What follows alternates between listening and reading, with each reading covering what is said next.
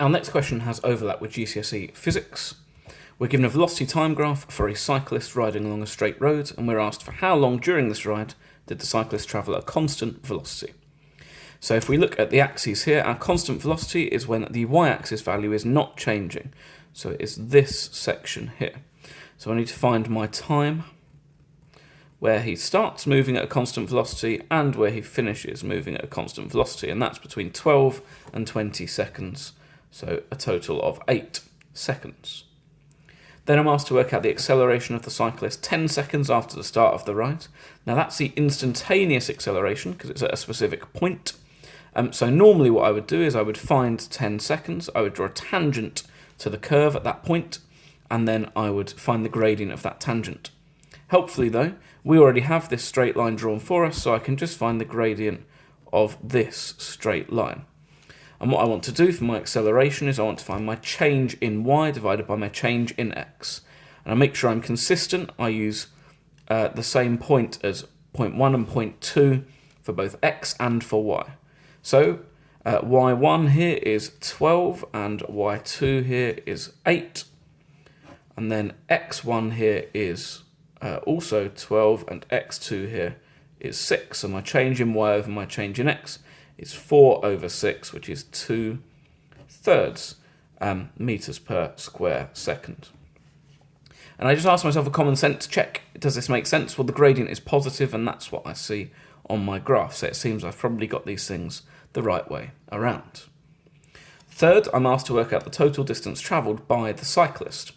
So I have my formula. Speed is distance over time, or velocity is displacement over time. So my distance is my speed multiplied by my time, or my speed multiplied by my time is the area under the graph. So what I want to do is find the area beneath this graph, and I'm going to do that by splitting it into 4 different shapes. Shape number 1 is a triangle, shape number 2 is a trapezium, shape number 3 is a rectangle, and shape number 4 is another triangle. And I'm going to find the area of each of these shapes. I'm going to add them all together. So area 1, I have a half base times height, so 1/2 times 6 times 8. So that is 3 times 8, which is 24 meters. For my trapezium, I have a plus b over 2, so 8 plus 12 over 2, multiplied by my height, which is 6, so 10 times 6 is 60 meters. For my third shape, I have just a rectangle. So I have, I'm going from 12 to 20, so I have 8 meters seconds, multiplied by 12 meters per second. 8 times 12 is 96 meters. And then for my fourth shape, I again have a right angle triangle, 1/2 times base, which is 16, times height, which is 12. Half times 16 is 8. 8 times 12 is again 96 meters. And I look to add these together. I have 84 meters here. 96 plus 96 is 180 plus 12, 192 meters. Adding those two together, I could do by long addition if I needed to, but it's 276 meters. The next question asks us to solve an equation, but it adds a complication of involving standard form. I still solve it in exactly the same way, however. I'm going to add 2 times 10 to the 6 to both sides to give me 5y is 4 times 10 to the 7, add 2 times 10 to the 6. I then want to resolve this right-hand side, and I add numbers in standard form by writing them to the same power of 10 and then adding the numbers as normal. Effectively, this is 4 and then 7 zeros, add 2 and then 6 zeros. That's what I'm doing, but I don't want to write all of that out.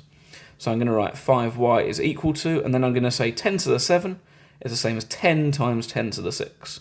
So 4 times 10 is 40 times 10 to the power 6. And then I'll leave 2 times 10 to the power 6, because now I have them written to the same power of 10. So 5y is equal to 40 plus 2, 42 times 10 to the 6. I divide both sides by 5. 42 divided by 5, I can divide by 10, 4.2, and then double it to give me 8.4 times 10 to the 6. And so my answer is already in standard form. The third question in this set is about ratio. Henrik and Rob work part-time in a shop.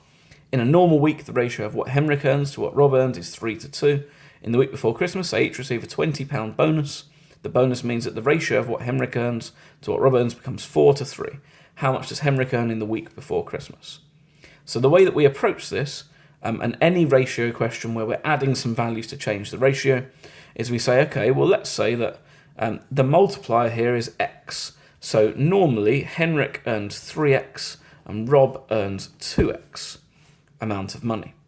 And then they each receive a £20 bonus. So now this becomes 3x plus 20 and this becomes 2x plus 20.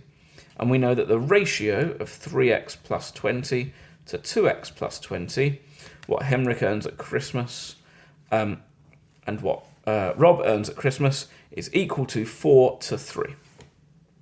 And then what I say is, well, this ratio is about proportion. The fraction 3x plus 20 is of 2x plus 20 is the same as the fraction 4 is of 3.